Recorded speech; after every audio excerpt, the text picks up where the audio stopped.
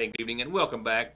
It's the 13th day of May. It's midweek and we have a lot of ground to cover this evening. My day started earlier than planned this morning with a methamphetamine lab discovery and subsequent arrest on behalf of the McGoffin County Sheriff's Department, the latest in a string of meth lab and or other related reports in just the past several days. And I've even got another one to add on top of that one during tonight's program. And after that, I've been on the road, traveling most all day, just back into the newsroom, so we'll be getting directly to headlines in just a few moments, which also include a fiery accident very early this morning, an update on a couple of other reports, and an updated forecast, which has us still riding this roller coaster throughout the early spring season. We'll peak into the 80s this weekend. I want you to focus on what's left of today and tomorrow's weather. After that, it's not so great. The weekend cloudy, some showers and some storms possibly. We'll peak into the 80s by the weekend, maybe even early next week. But then another downfall temperature-wise, maybe even another evening that you'll have to shield some of those newly planted flowers and vegetables. Got a lot to talk about weather-wise as well, and with a lot of other news. I've only got one other report besides our local headlines and announcements this evening, and it's one that I read today in the Floyd County Times, which had mentioned that U.S. Representative Hal Rogers had co-sponsored and voted for what's called the Regulatory Integrity Protection Act of 2015. It's called H.R. 1732 for short, as the bill passed the full House yesterday. The bill reverses a rule proposed by the EPA and the U.S. Army Corps of Engineers that was proposed in April of last year to redefine the waters closet of the United States through the Clean Water Act, expanding the agency's already broad jurisdiction to include dry beds and other areas that are seasonal or rain dependent but may not have any water traveling through or across them. Rogers says that this bill that he co-sponsored and has voted for and has passed will block one of the EPA's biggest efforts to gain power in the United States, keeping this rogue agency from taking over every hollow and valley that may have a stream running through it only when it rains, if then. The EPA's rule, he says, threatens jobs and our economy, and it also restricts landowners and local governments from moving forward with important development projects. So H.R. 1732, as it's called, is critical, he says, to reversing the costly impact of this rule across the country, putting the decisions regarding the nation's waters back into the hands of those who know them best. The bill requires the Secretary of the Army and the Administrator of the EPA to withdraw the 2014 proposed rule to redefine waters of the United States within 30 days of enactment. The legislation holds the EPA, it says, and the U.S. Corps of Engineers accountable by requiring that when developing a new rule, the agencies must consider public comments, economic analysis, and must jointly consult with state and local officials about redefining the term waters of the United States. This will, he says, ensure that Kentucky farmers, miners, small business owners, and entrepreneurs all alike have the ability to create jobs and grow the economy. Rogers has urged the Senate to also move swiftly in reversing the EPA's proposed rule. Headlines, as I mentioned a few moments ago, are many, and many are meth-related, and they'll begin after these words. To get high-speed internet on their state-of-the-art fiber optic network for all of your home and business solutions, or to watch TV without a contract on over 200 digital channels with superb quality, or stay connected with family and friends with 24/7 telephone service you can always depend on, contact Foothills Broadband today. Or just click on their link to the right to find out how they're working to provide the latest in communications at affordable prices with exceptional service at Foothills Broadband.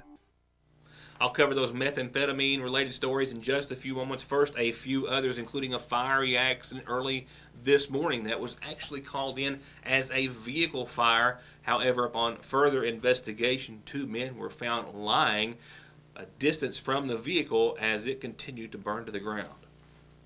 I'm still awaiting the identity of the two men, but I have confirmed that it was a single-vehicle auto accident. The call into 911 indicated that, as the caller believed, it was a vehicle on fire. 911 sent emergency personnel to a possible vehicle fire on the side of the road in the Route 40 area, very near the intersection with Littoral's Fork, when emergency personnel and law enforcement discovered that it was a small car, a Kia Soul, that was off the roadway over an embankment, which had struck a tree and caught on fire. There were two men said to have been inside, and according to fireman reports, Fire department reports with the Sagersville Fire Department. One of them said that they had swerved to miss a deer. The vehicle went over embankment, struck a tree, at some point burst into flames. The two were outside the vehicle, found sitting or lying a distance away from the vehicle upon arrival of emergency personnel. And as you can see, this is the charred remains of the Kia Soul. Now, they both suffered injuries, many of which were minor, some bumps, bruises, and abrasions. One possibly had a broken arm, but no life-threatening injuries were sustained. The entire accident was worked by local law enforcement. We're still trying to determine the officer, and we'll try to have a follow-up information should there be anything that we need to add. But the important thing is that both men suffered only non-life-threatening injuries as a result of a fiery accident that happened right around 4:30 this morning on Route 40 here in Magoffin. And an update on a story which originated out of Johnson County just a few days ago. Was being sought after on serious theft-related charges, I'm told, has been apprehended back at his residence some days thereafter. This was the scene just days ago of the Johnson County Sheriff's Department executing a search warrant at the residence of a Justin Combs off Rush Fork Road in the Wittensville community. It was there that they had received a tip that on the premises of the rental property was a stolen a stolen ATV, a dune buggy. Johnson County Sheriff's Deputy Terry Tussey, seen there, described the individual as being Justin Combs, who was being sought after at the time. A man with several previous felony arrests in several counties over the years was accused of being in possession of this stolen dune buggy, which he had destroyed by trying to hide several markings on it with spray paint and other efforts. It was believed that he escaped capture the morning of the execution of the search warrant by seeing authorities via a security system that he had. Now, also in the residence, they found several different items of drug paraphernalia, methamphetamine, and other drugs. And they also say that they, upon going back to the residence, which they had been closely monitoring for days, upon a hunch, thought that he may return to the scene of that crime, so to speak, and that upon seeing, they do believe, sheriff's deputies entered onto the property through the same security system, that he bolted out the back door, which two deputies had already guarded, and based on the description of his expression, he was surprised to see he was taken into custody, lodged in the Big Sandy Regional Detention Center, where he's now facing persistent felony offender and other theft-related charges, which authorities believe may result in several years of incarceration. A couple of reminders on tonight's Magoffin Farm Bureau-sponsored community calendar. The big tournament is this Saturday, 8 a.m. at Paintsville Lake. That's the Sagersville Fire Department's big fishing tournament. First place pays $1,000. Other big cash prizes. Call the fire department to enter. And the class of 1972 has set their class reunion for the 23rd of this month on the grounds of the old Sagersville High School, where they went to school. They hope to see you there. If you have any questions, call 791-2384 or 349-5041.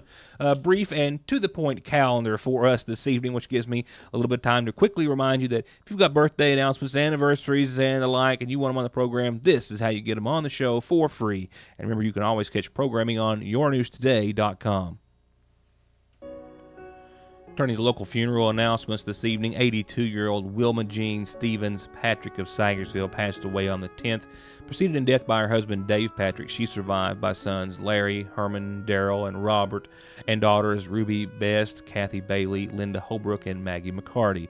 Visitation continues this evening, and a correction. We had services listed yesterday on the program for tomorrow at 1. They are tomorrow morning beginning at 11 a.m. with visitation and services from the Magoffin County Funeral Home Chapel. Once again, services tomorrow morning at 11 in honor of Wilma Jean Patrick.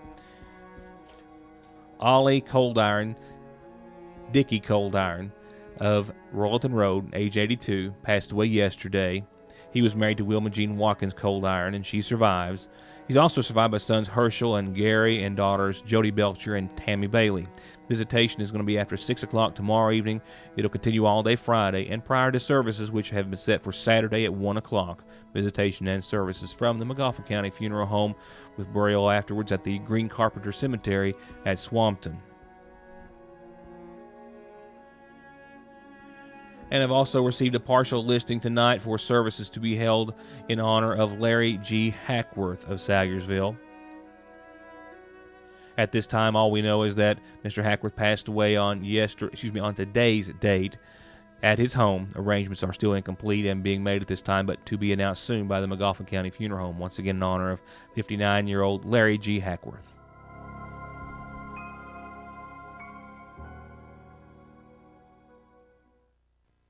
Hey guys, Jason Weffenstedt, sales manager at the all-new Hutch Chrysler Dodge Jeep Ram in Paintsville, Kentucky. Where, as you can tell behind me, we're just weeks away from opening our brand new dealership, and we want to invite everybody down to take a test drive and be entered to win a free vacation package from Hutch Chrysler Dodge Jeep Ram in Paintsville, Kentucky.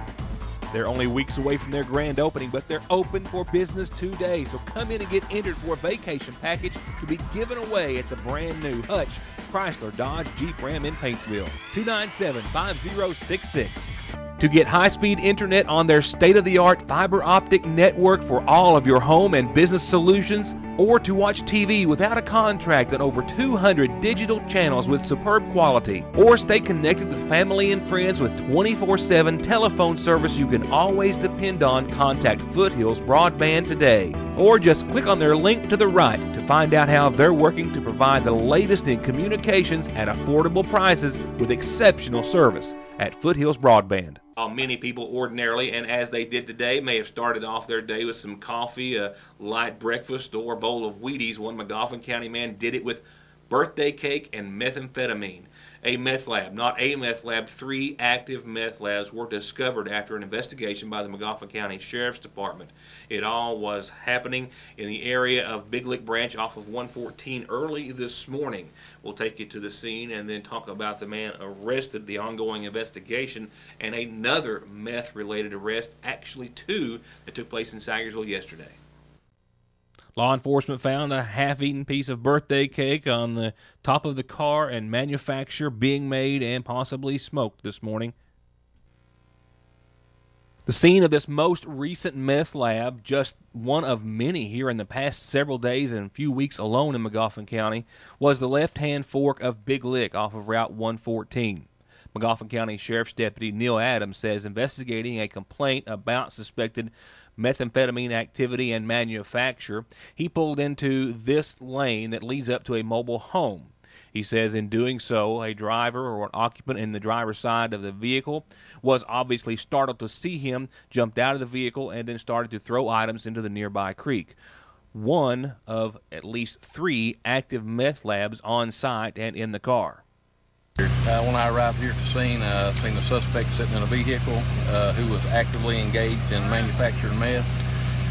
He had his generator going, his Coleman fuel, drain cleaner, actually had finished product also in the vehicle with him, and he got out and threw some of the stuff over in the creek.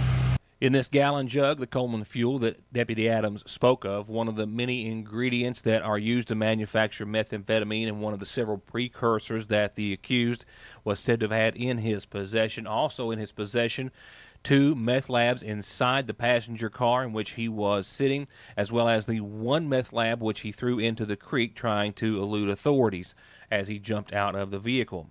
As for the residence, it belonged to a relative who police confirmed was asleep inside at the time this morning upon their arrival. No charges have been filed against that relative as of yet. It is an ongoing investigation, stresses Adams.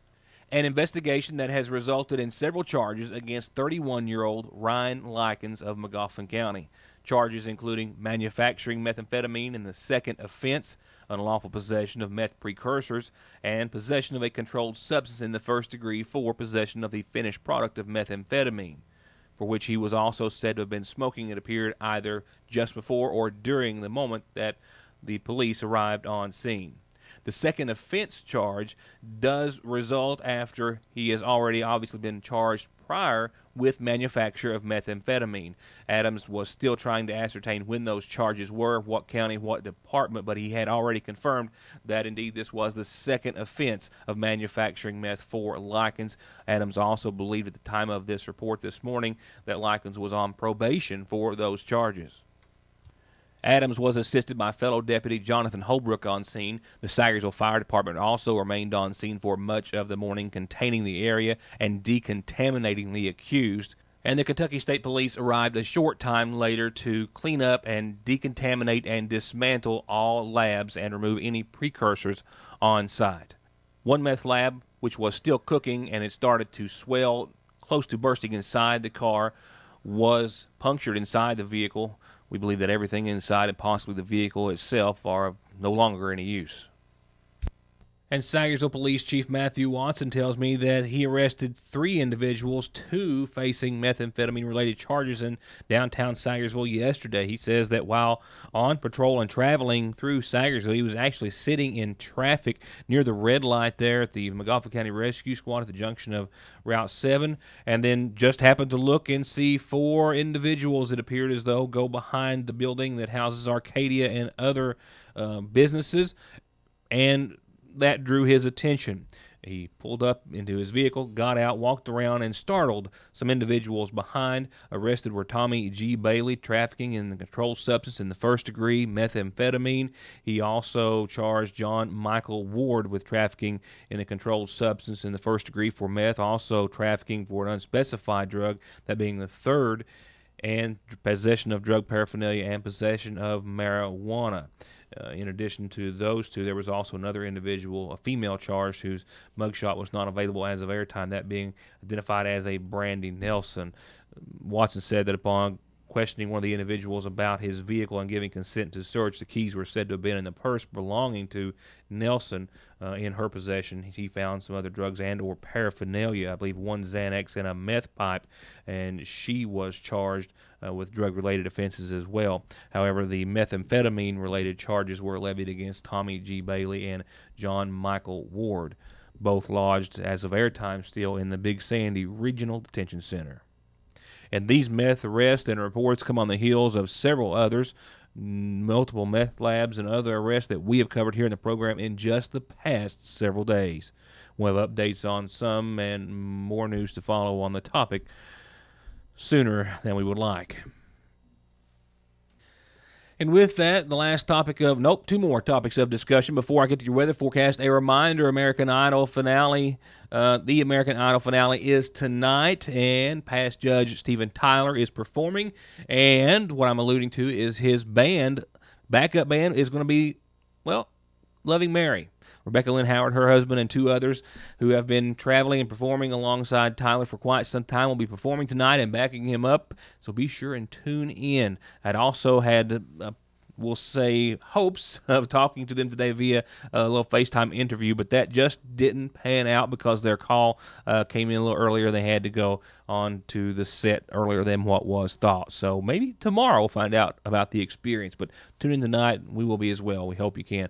A low of 43 degrees tonight, and that's following 82 today. Beautiful day. We've got one more staring at you tomorrow. We may see mostly clear skies tonight and a light north wind becoming still during the overnight and evening. Tomorrow, sunny and 79 degrees, so says the National Weather Service and all the computers in-house. We concur. It's going to be gorgeous. A low of 56 tomorrow night. A 10% chance of some showers, but really you're talking about 5 o'clock Friday morning. Friday, clouds will start to increase. Temperature still holding close to 80, and a 40% chance of showers and thunderstorms will start to build into the day and evening as well. And then showers and thunderstorms possibly are likely for you the first half of your weekend. We'll still see right around 80 degrees on your Saturday, a low of 62, but clouds and showers and some storms possibly throughout much of Saturday on and off. Sunday, we still have clouds. We still have 80 degrees for a daytime high prediction, and we still have a threat of showers and thunderstorms to the tune of about 50%. That threat of showers also continues into Monday, where again, 50% and a high of around 80, 81. But then the low 70s are in the picture, and maybe even a couple of cool nights thereafter next week. We'll talk about that a little later on. As I mentioned earlier, be sure and focus on the short term of your weather forecast. That is tonight and what's left of it and tomorrow. For now, that's my time. I'm off to the rainy part to catch a little rookie league baseball, my boy, and a whole lot of other kids. If you don't have anything to do, come down. It's always a whole lot of fun.